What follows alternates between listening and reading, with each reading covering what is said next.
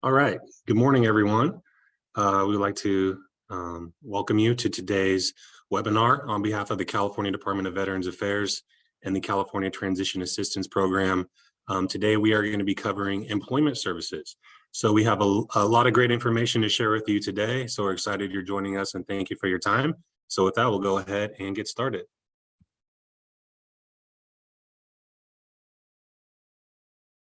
So before we begin, I'd like to just go over some general housekeeping items for the day. We do ask that if you are not a panelist or a presenter to please keep your cameras turned off and your microphones on mute. This just helps eliminate some of the distractions and saves on bandwidth for the presentation and the rest of the presenters.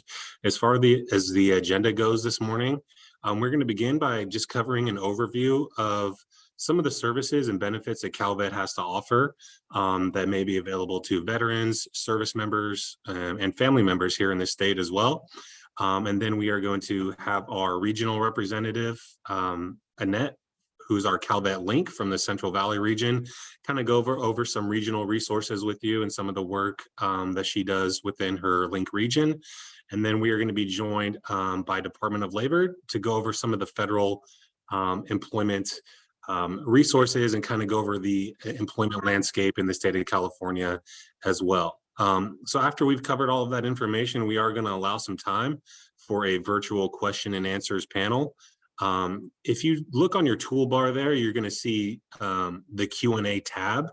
Please utilize that feature to submit your questions to either the entire group or the panelist. On our end, we're going to be utilizing the chat feature to kind of send back and forth some information, some resources. I think my colleague is actually doing that right now.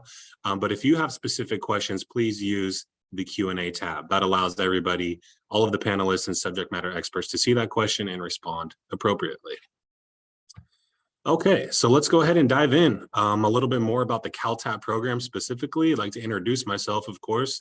My name is Derek Rose, and I serve as a training coordinator for the CalTAP team. United States Navy veteran. So it's, I'm familiar with the transition process and kind of navigating all of these resources. So it's, really an honor to be able to come back and present this information to you. And so hopefully I can give you some valuable information that CalVet has to offer. So we're excited that you're tuning in for today's webinar. So exactly what is the program? What is the CalTAP program and the work that we do? So mainly it's designed to inform and connect veterans to their earned state and federal benefits and to provide assistance as those needs change over time because not all veterans' needs are the same. Whether it's with housing or healthcare or employment, as we're going to be covering today, it's not a linear path of what veterans' needs are in their transition process. So the way that we've done that and are helping veterans navigate that transition is through our Pathways program. And you can see what each one of those 5 pathways are, everything from core veterans curriculum, how to enroll in VA healthcare, how to file claims for disability compensation, basically Veterans Benefits 101, and as well as our additional pathway programs such as education, employment that we're going to be covering, entrepreneurship, and veteran service providers as well. So if a veteran's transition is taking them to either one of those key areas, we have self-paced learning modules on our website to kind of help you navigate and really get you started on the right track as far as kind of navigating all of these different resources within the state or federal VA systems. Sometimes it can be overwhelming, but our role here is to connect you there so we can set you on the right path. So additional ways to stay connected with our program. You can always reach out to us through email and provide your email address to us at CalTAP. That way we can include you in our monthly announcements and our newsletters that we send out, which will allow you to register for all of our upcoming events. You can follow us along on social media, and we are going to be sending out a link for a survey after this event. And we really do value your feedback on that survey. This allows us to make sure that we're presenting all of the most up-to-date and relevant information for veterans and their family members as well. So this is the CalTAP main page through our website on CalVet. Calvet, excuse me. So as you can see right here, it does highlight each one of those pathways that I introduced earlier. But I did want to take a minute to highlight that bottom icon where it says archives. That is our whole series of archived webinars that we've been hosting. Oh, it's going on 2.5 years now. So this is really a great way to kind of come back and find some of the work and previous webinars that we've hosted from an array of different topics, whether it's mental health services, housing services, education benefits, and anything that you can really think of. So, if you want to kind of do this more at your own pace and at your own time, this is a great way to kind of stay connected and view some of the work that we've been doing online. So with that, I wanted to go back real quick. So as you can see that top pathway right there where it says core curriculum, if you did click on that, that would bring you to all of the California specific benefits and information that we're going to cover today. So I really just kind of want to do a quick overview of what some of those benefits are here in the state of California that veterans could be eligible for. So for starters, we do offer our college and tuition fee waiver program, which is a great program for veterans dependents who are either attending a junior college, a CSU, or a UC here in the state of California. If a veteran has a disability rating with the VA, their children can go to school completely tuition free here in the state of California. It's really a great benefit. Also, our veterans designation on your driver's license or ID card. This just allows you to have the word veteran printed on your driver's license, so you don't have to carry around your paper copy of your DD-214 everywhere you go to get those great discounts at your hardware stores or restaurants and things of that nature. Our vehicle registration fee waiver, if you are totally disabled with the VA with a mobility impairment, you can apply through the DMV to have those fees waived. Hunting and fishing license and state parks passes available as well for reduced fees and free admission into state parks. There's the veteran property tax exemption for disabled veterans, permanently disabled veterans with a 100% rating through the VA. You can apply through your local county assessor's office to have a portion of your property taxes waived if you own a home. There are business license, tax and fee exemptions as well. You would just have to apply through that through your local issuing office, whether it's city or county or whatnot. We offer a great home loan program, which is one of our most popular and most significant programs that we offer here at Calvet. If you're interested in home ownership and kind of how Calvet uses your VA home loan eligibility to manually underwrite all of our loans here. So basically a veteran is paying their mortgage to the state of California and Calvet directly, as opposed to going through a private lender. So if you're just interested in home ownership, we wanted to present this to you and at least give you the information and consider reaching out to our team here at Calvet to guide you along through that process. Our Calvet Women's and Minorities Division here at our headquarters building, they do great work to help, conduct outreach on behalf of our underserved veterans here in the state of California. And also, Calvet operates 8 homes, Calvet Veterans Homes for long-term care. So veterans have needs with rehabilitation services, skilled nursing facilities. There's eight in the state. And we also operate 3 state veteran cemeteries. You may be familiar with the National VA Cemetery Administration, but Calvet also operates 3 on the state level. So that is just kind of a quick overview of some of the benefits and services that Calvet has to offer.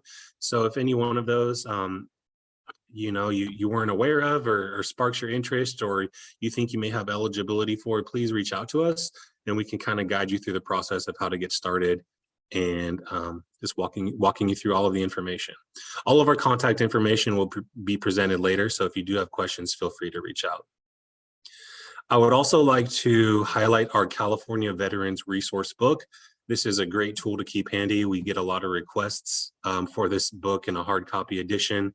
But if you don't have a hard copy, you can always go to our website and download the PDF version. This is just a great resource to have kind of in your toolkit, as I like to say.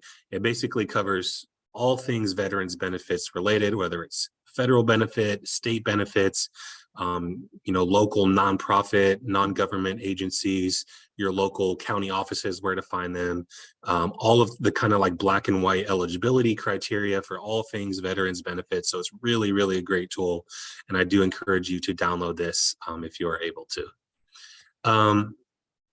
So another common website that you may be coming across or navigating in your transition is of course, va.gov. So we just wanted to make you familiar with their website and kind of how to access their information. Of course, managing your healthcare, disability claims, and all of your records and education benefits as well.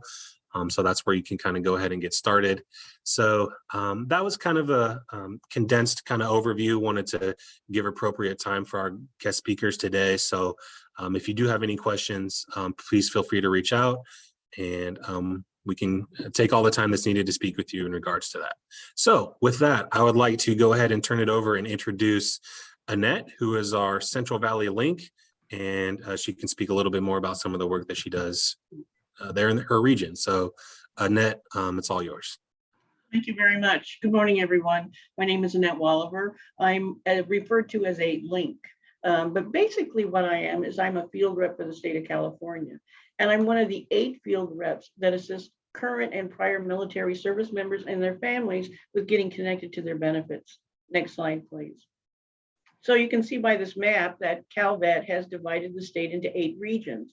Each color is a region with a coordinating link. I am the Central Valley link, covering Stanislaus to Kern counties, 8 counties in general, assisting about 144,000 veterans. We work together as a team, the 8 of us. We know our state and federal agencies and organizations that can benefit military service members. And we each have our own specialties. We have a lawyer, we have retired military, currently serving, people who worked in congressional offices, veterans such as myself.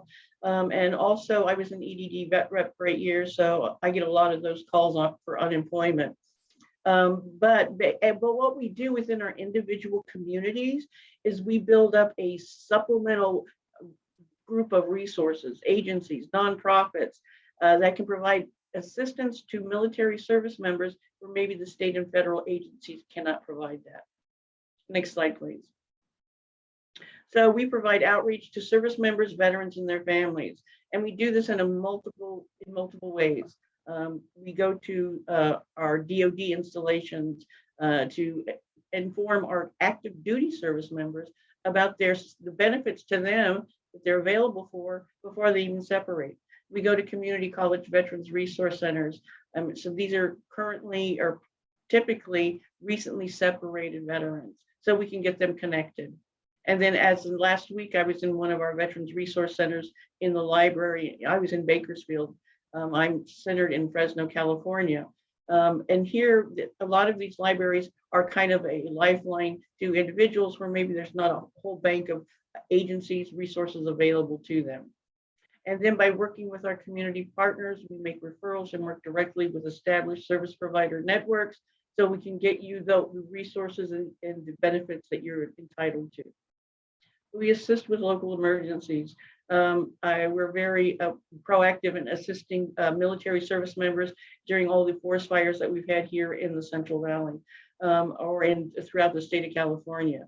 A few weeks ago, I was at the Mariposa Local Assistance Center assisting military service members who were impacted by the Oak Fire. And in many cases, within the 4 days, I worked with 37 veterans. They lost everything. So we were able to, and in many cases, their paperwork. But by working with the County Veteran Service Officer, he was there with me assisting them. We were able to get copies of their DD Form 214 because that's a very important piece of paperwork for getting your benefits. And also working with the CalVet home loan agent, get certificates of eligibility so they could go forward with a CalVet or a VA home loan. And if they had a CalVet home loan, we're there to assist them with the insurance paperwork. Currently, what we're doing as a team is we're the 8 of us, as well as headquarters, we're taking the calls that go into 1-800-CalVet. So whether I get a call from Klamath Falls or from San Diego, because I know the state and federal agencies, I'm able to assist them. And if we need to dive deeper into their communities, I contact their link because they are the subject matter experts in that area. And then we provide leadership and advocacy to local communities by being partners with the collaboratives, our veterans employment committees. We stay in touch to make sure they're aware of their benefits and services, any changes or updates to benefits and services. And if there's a gap, we can forward that information to headquarters. Next slide, please. So getting connected to your benefits, that's what we links are all about. And I am the poster child for getting connected to your benefits. I served in the United States Army from 1975 to 1978. When I separated, used my GI Bill, I got a degree, and also used a VA home loan. And I thought, well, that's pretty much it. And it wasn't until 12 years ago when I started working for the state of California that I realized that I am a veteran and entitled to additional benefits. I didn't know I could file for compensation. So now I have a service-connected disability, which leads to additional benefits. I also am enrolled in VA healthcare. So a lot of these benefits do not expire, and your needs change over time. So just be aware that you need to make sure you're aware of everything that you're entitled to. Employment and training, if you're looking for employment, the Employment Development Department actually has dedicated staff that work solely with veterans to get them connected to employers. They are co-located in the America's Job Centers of California throughout the state, and they can help you with getting unemployment, disability, paid family leave. They also have the computers that you can use, whether it's to search for jobs, polish up your resume, or just look at their job boards. California state benefits, well, that's what Calvet is all about. And every state has different benefits and different eligibilities, but it's the county veteran service offices. These are the boots on the ground for us Calvet links. There are 56 CVSOs in the 58 counties in the state of California, and they actually could assist all military service members with paperwork, whether it's filing for compensation. They do 50% of the claims here in the state of California, assisting with educational benefits, DMV paperwork, college tuition fee waiver. So make sure that you have a conversation with them. And as I always say, you don't know what you don't know, and a conversation with them could lead to additional benefits that you weren't aware of. Healthcare, we must be mindful during our healthcare during this time. I've been very fortunate the last 2 years, even though with COVID and a lot of the facilities shut down, many of my appointments were either VA or Connect or telehealth. So if you want to apply for health benefits through them, you can call them, ask for eligibility, or you can actually do it online. So make sure that you get connected to all of these agencies within your communities. Next slide, please. So once I said, I'm Annette Walliver. If you remember nothing else, remember this. I'd be more than happy to answer any questions that you have. As I said, I'm a United States Army veteran with a service-connected disability. I use a lot of these services and agencies, so I can do that soft handoff for you. So thank you very much for being here this morning, and thank you for your service. Thank you, Annette. Really great information. Really appreciate it. I think one of the questions that came in already was where to find your local link. So the map that we shared, we're going to share it just briefly towards the end of the presentation. So whatever region you're in, we can connect you with your link for that area. So thank you again, Annette. Really appreciate it. All right. So with that, let's go ahead and kind of dive into the employment landscape and the employment portion of the presentation today. So I'd just kind of like to begin by kind of giving an overview of the employment landscape here on the state side, and just kind of what to expect and just a couple tips and tricks to prepare you for your job search. And then we're going to kind of dive in to Audrey with DOL to kind of talk a little bit more specifically about the hiring process for the federal side as well. So I'd like to begin by kind of showing you where to get started on our website through CalTAP on our employment pathway. So if you clicked on employment pathway, that would bring you to all of the modules that fall within our pathway. Anything from square one is to kind of how to take that personal appraisal of your skills and an inventory of what your transferable skills are, whether it's from the military to the civilian side, how to market yourself, how to really target your resumes for job searches. We do actually spend a lot of time going over the state employment process as far as finding positions and applying for those jobs. We're not going to be covering that too much in detail today. We're going to focus a little bit more on that module 5, which is the federal employment portion. But we also have additional modules from interview techniques to kind of going over veterans preference points for state jobs and federal positions as well. And our last module kind of gives an overview of apprenticeships and some of the on-the-job training resources as well. Perhaps you're using your GI Bill benefit for an on-the-job training that will lead to gainful employment. So really just all-encompassing modules there that you can kind of navigate and get started with at your leisure. So let's just start with a little snapshot of kind of what to expect here in the state of California in the labor market.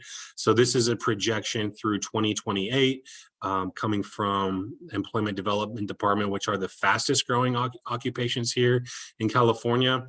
And probably looking at it, it's no surprise that the solar industry is kind of the leader as far as growing industries here in the state. Occupational therapy and healthcare as well.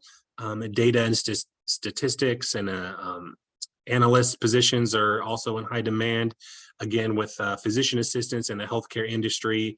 And of course, as always, IT is a booming field as well. So, maybe perhaps you have experience in one of these fields in the civilian sector or through your military career, and how to kind of translate that into one of those industries.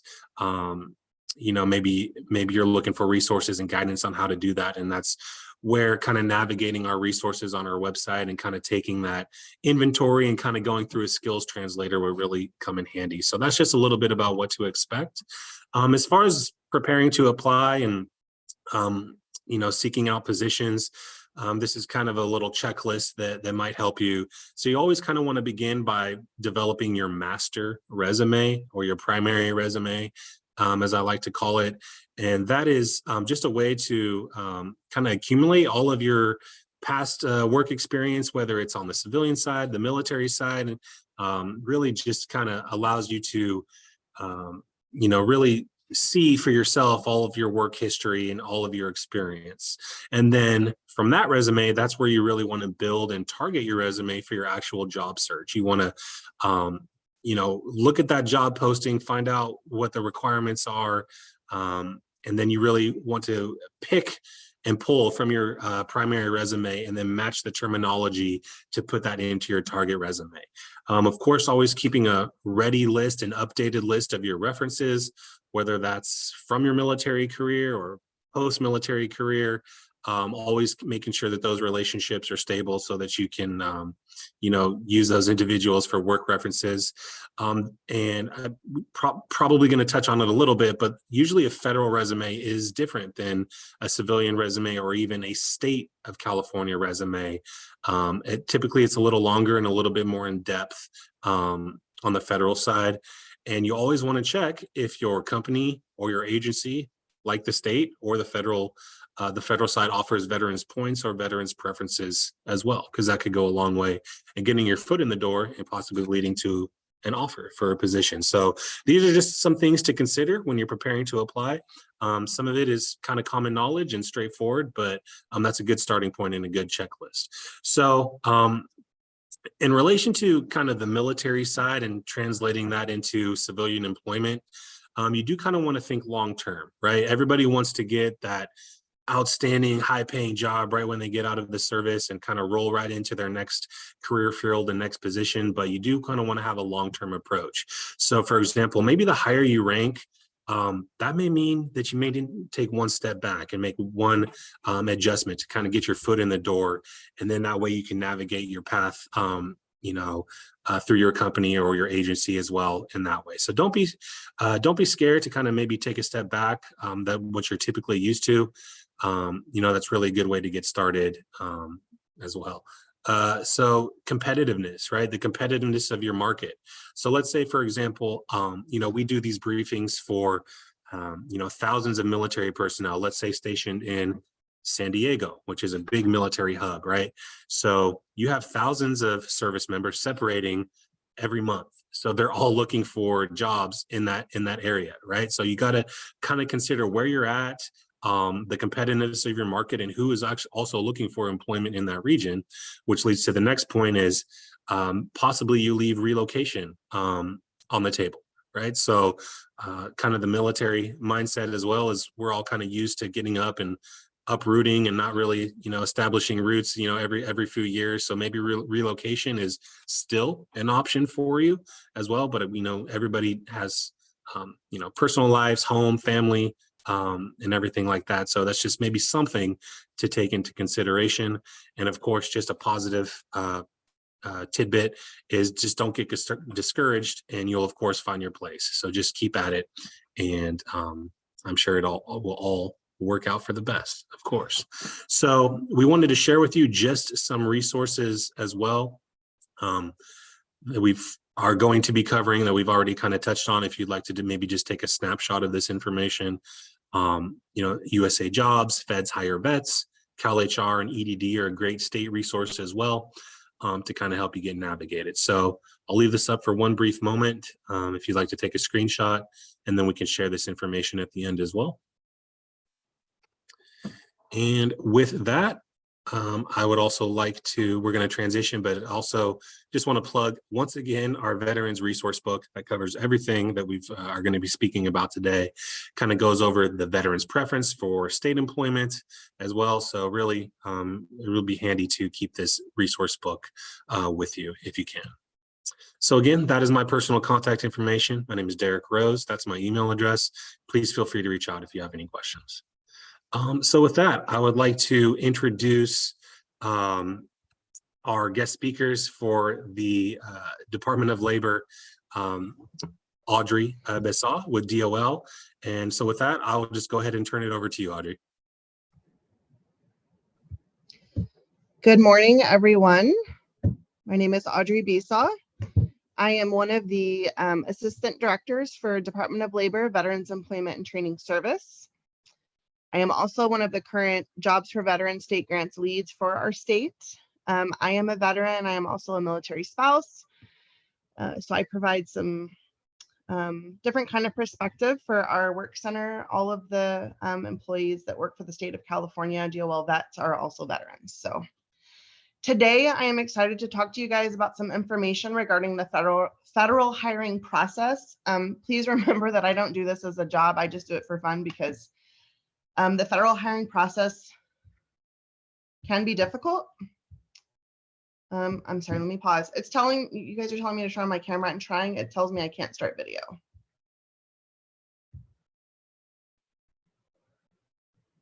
So, okay, I'm gonna continue.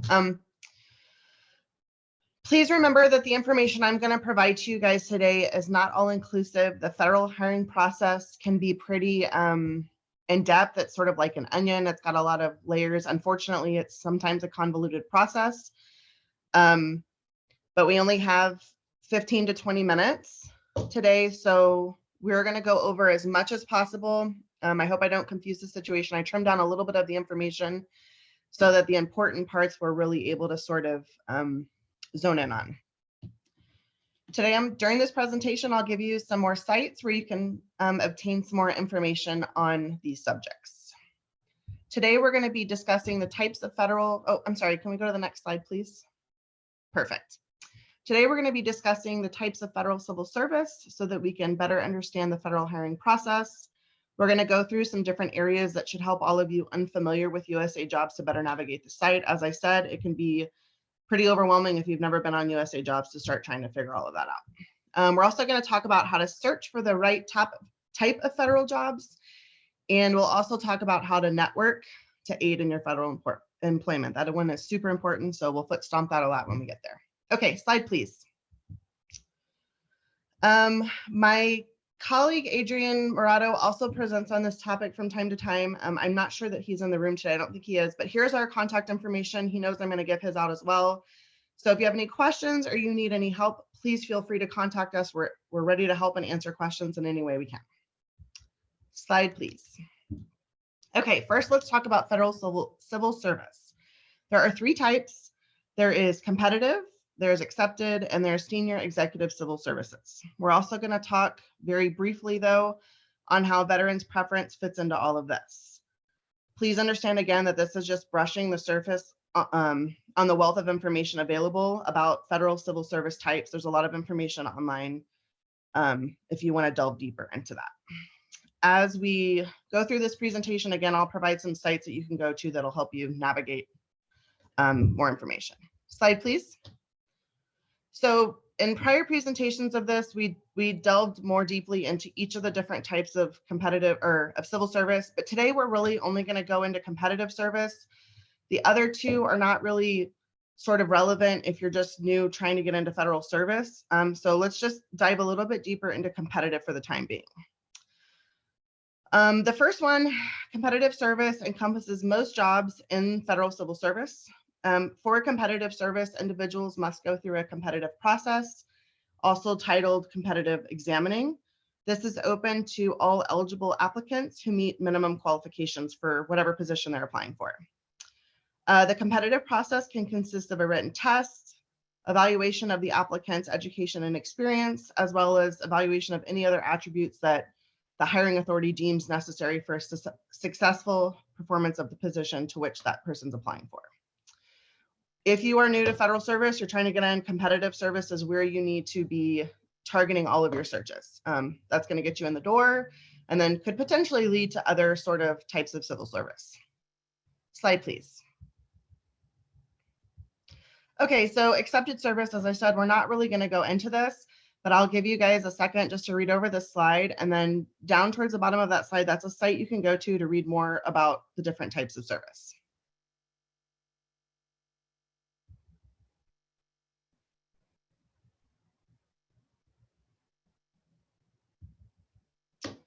All right, slide, please.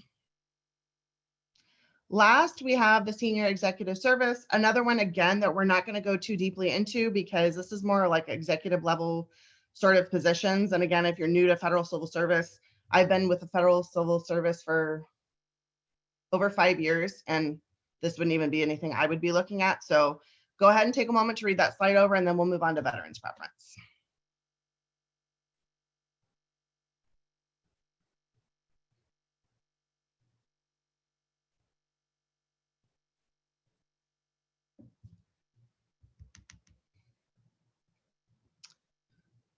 Slide, please. Okay, veterans preference. Veterans preference is a unique and interesting avenue for veterans to use when trying to get into civil service. It's a little bit misunderstood. We're not going to go into it too deeply today, but again, if you have questions following the presentation, please feel free to reach out and I'm happy to help. Veterans preference is for veterans who are disabled or who served on active duty in the armed forces during certain specified time periods or in military campaigns and are entitled to preference over others in hiring from a competitive list of eligibles. They are also entitled to protections for retention during reductions in force, also known as RIFs. Preference in hiring applies to permanent and temporary positions in the competitive and accepted services of the executive branch. So veterans preference does not actually require an agency to use any particular appointment process. This is what kind of confuses people sometimes. You can apply as a veteran. It doesn't mean that because you have veterans preference that you'll be hired over somebody else, because again, an agency can decide what appointment process they're going to use. More information on veterans preference can be found in Title V as well as at www.opm.gov. Slide, please. Okay, now let's talk about navigating USA jobs. This is a fun one. Slide, please. Hopefully all of you have had a chance to go on to USA jobs and sort of just move around the site and get familiar. I would say that that's, excuse me, if you're new to the site, that's an important thing, is just to go in there and familiarize yourself with it, because this is going to be your #1 tool when you're searching for federal jobs. The first thing you're going to want to do is build a profile. This is super important. Building a profile allows you to do so many other things that without a completed profile, you can't necessarily do, which we'll talk about a little bit more here in a minute. After you build your profile, you're going to notice that there are some hiring paths that are going to populate based off of the information you provide when building your profile. What I mean by this is when you input information, like for instance, for me in USA Jobs, because the information I've inputted, it recognizes that I'm a military spouse. So maybe you're a recent graduate, things like that. It allows you to select different criteria that is unique to you so that the jobs that it populates are unique to whatever kind of experience or background that you have. You're going to want to select as many hiring paths as possible, dependent on, like I said, your experience and background. This is going to increase your odds of moving forward in the hiring process. Once you've done these different areas of your profile, you'll be able to see which groups you belong to. There might be some groups that you feel like you should belong to that aren't listed, or maybe it pre-populated groups for you that you feel aren't really appropriate. You're able to just click on each path and select or deselect as needed so that your results are more relevant to you. You also want to make your resume searchable. Foot stomp here. This adds you to sort of a virtual federal resume bank so that when agencies and hiring managers are looking to fill roles, it will pull these from the system to them, especially when they're having trouble finding certain people for a role that they need to fill. So I really highly recommend that you, once you get all of your information in there, you make your resume searchable. Only one resume is searchable at a time, and it's only searchable for 18 months.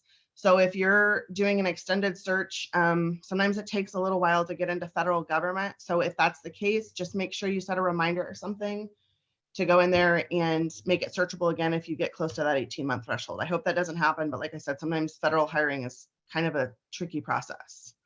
Again, profile is searchable, but it has to be complete. So make sure you go in there first thing and complete your profile. Okay. Saved search and email notifications. This is going to be super, super important. You have to have your profile complete. Again, I'm going to say that a million times today. Your best searches, you're going to have both keywords and locations entered in the search area. For instance, the current position that I have with DOL Vets, I went in and did a search. I put in California for the area and training as a keyword. And that returned results based off of those searches. We'll get to more on that here in just a minute. After you have your search details, narrow your results, save them, name that search, and then choose how often you want to get notified about this search. You will get emails based off of that. I would recommend you have these search results sent to you daily. This doesn't mean that every single day you'll get the same results. It's only when new jobs are posted. But some of these jobs close very quickly within like a 7-day period. So if you do not have your notification set up to happen often enough, you may miss jobs that could be really good or that you might be a perfect fit for. As I said before, I put in the email notifications for the position I'm currently in, got a search result for it, applied, and here I am. So very, very, very important to increase your odds. Slide, please. Okay, let's talk about some key points when conducting federal job searches. Next slide. Super important that you keep in mind the type of hiring path for any position you seek when searching for jobs. There is going to be a variety of them out there. We already talked about some of these. Sometimes they're NTE, which means not to extend. Not to exceed. There's permanent positions. There's positions that are open for students or recent graduates, spouses, etc. The list is super long. I'm sure I didn't even touch on all of them today because that's how big the list is. Don't apply for a recent graduate hiring path if you are not, in fact, a recent graduate. That's just a rough example. You may see a job on there that's listed for recent grads, but you meet all the qualifications. Doesn't matter. If you apply for it and they're looking for a recent grad, you are automatically going to go through the shredder. Just don't even waste your time. Also, only apply for jobs that you qualify for. For instance, I have a master's in HR and a really good amount of training experience. It would be totally reasonable for me to apply to any training or HR jobs that match my skill and education set. However, it wouldn't be very effective for me to apply for like a physical scientist job. While I'm sure that would be a cool job and really fun and teach me a lot, I would automatically get put through the shredder because I don't meet those qualifications, right? And literally it does. It takes a little while Anytime you apply for a job in USA Jobs, it's a process. So just don't even waste your time. Keep in mind what you're looking for and what you qualify for and apply just for those jobs. Another really important thing, this is unfortunate, but please keep in mind the government values experience over education. And I'm not saying there's anything wrong with valuing experience. Experience is super important. But there are a lot of people who spend a lot of time on education and then they apply for these jobs and they get frustrated because even though they meet a education criteria, they're looking for somebody that has more experience. I cannot tell you how many times I have been passed over for positions that I could qualify for based on my education, but I'm passed over for them because I lack the 5 to 7 years of experience that they're looking for. However, my current position, I didn't have any of the real experience that is required to do this job for DOL vets, but I met the education requirement. I got hired. It's the best job I've ever had. I say all of that to say, don't get discouraged, keep applying. Sooner than later, you're going to strike gold. Someone's going to see the value you provide and you're going to get hired. Okay, slide. Last topic, but certainly not the least important one. This is probably the most important topic that we're going to go over today is networking. Let's discuss this and see how it can assist you in obtaining federal employment. Slide, please. Okay, seriously, I cannot stress this enough, foot stomp it enough. Sometimes it's really not about what you know, it's about who you know. You need to network. We have 2 colleagues that I work with here in the state of California who were hired really because of who they know. That wasn't it, but one of my colleagues, she worked for our agency before. She moved to a different state, went on to work with a different organization for a few years, and then she just loved her job here so much she wanted to come back. Word got around to our state director that she was looking to come back to the agency. He told HR, if a resume comes through with this name, no competition, just hire her. And that's what happened. She got hired. We have another colleague who never worked for federal government, had worked for the state, but he had so many interactions and close ties, and our state director was very familiar with him, the type of work he did, his work ethic and all of that stuff. And so he was hired without having to compete for the position. He's an amazing employee. So it just goes to show you that non-competitive selections can be made, and it happens more often than not. The law of averages, the more people you know, the easier it may be to get into federal service. There's a lot of ways to seek out and build these kind of networks that can help you in federal employment. Some of these include job fairs, industry fairs, conferences, symposiums, or any other events that are targeted towards your area or field of interest. We do attend, DOL vets ourselves, attend a lot of job fairs. So when you hear about these events, I mean, it really would benefit you to go. Maybe you're not actively seeking employment, but just build those networks. I would ask for business cards from agency reps at these events, but then you also have to ensure that you're sort of following up with anyone you receive a business card from. Do so on a semi-regular basis. This will allow you to see if there's any area in which your agency or you can provide support to theirs. We do this all the time with our agency. And this also furthers that business relationship, which could lead to future opportunities for you within the federal government. It's also important, if you are actively looking for a position, to let any of these individuals that you have these business relationships with know that you're looking for a position. Don't be pushy about it. Just let them know and then move on. Maybe it'll happen. Maybe they're not looking at that time, but they'll remember that comment later on when they actually are looking to fill a position. All right, slide.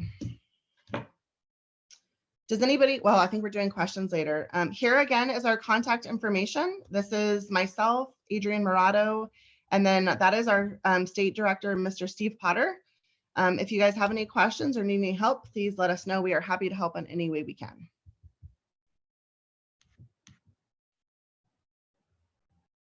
Great. Thank you so much, Audrey. I really appreciate your time and all of the information that you shared today. That was great stuff. Thank you so much. So at this moment, we will allow some time for Q&As to come in. Let's see here. But before we do that, I would like to take a minute to highlight our post-webinar survey. like I mentioned earlier, this just goes a long way to make sure that all the information that we're presenting to you is up to date, relevant, and making sure that it best serves our veteran community here in the state. So please just take you can just pull out your smartphone and your camera and literally just open your camera up and scan that QR code. It'll take you to a brief 3 or 4 question survey about this webinar. We really do value your time and feedback on that. So while you're doing that, I would also like to highlight our upcoming webinars that we're going to be hosting for the remainder of this month and going into September. We are going to kind of transition to more a mental health focused approach for our webinars. So we're going to be begin those by going over service animal support and suicide prevention awareness as well. So let's go ahead and allow a few moments for some questions that came in.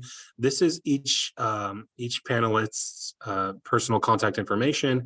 So anything that we covered today that you need a little bit of clarification on or like to find more information about, feel free to reach out and we'll take all the time needed to speak with you. I believe we do have either 1 or 2 questions in the Q&A tab. That was, I believe, sent for Audrey specifically. So I think, Audrey, as a panelist, you should be able to kind of read that question as well.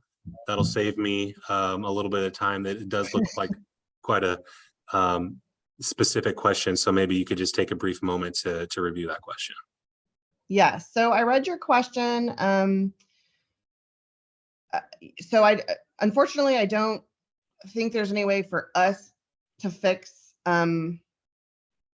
it being more about who you know instead of what you know. However, I will say that previously the federal hiring system had sort of a technology system that they used that would hone in on keywords in a resume. There was the human element that was sort of missing from that. Now the federal government is sort of using a system in which when you see a job hire that comes out and has that little paragraph of KSAs, your experience and your resume needs to be able to speak to those KSAs. That doesn't mean for me putting in the exact verbiage of what those KSAs are. It is more like being able to detail per your experience that you know whatever it is that they're asking for that person to know.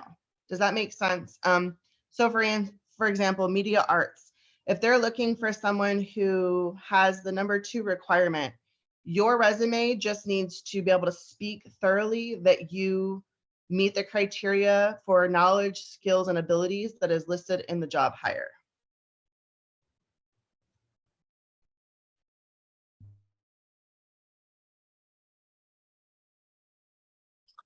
Thank you, Audrey, for taking that question on. Appreciate it. All right, well, it doesn't look like we have any more questions coming in. My colleague Kirk has been answering those questions on the side. So thank you again, Kirk, for taking that on. So if there isn't anything else, we just want to say thank you all again to our attendees for taking time to view this webinar, and as well as our guest speakers, Audrey and Adrian as well with your team. We really appreciate your partnership on this event. Really great information. And we'd like to just say thank you all again for your service. And we hope that you join us again in the future for any one of our webinars coming down the pipeline. So thank you all again. Stay safe, stay happy, stay healthy, and have a great rest of your day. And we look forward to seeing you. Take care.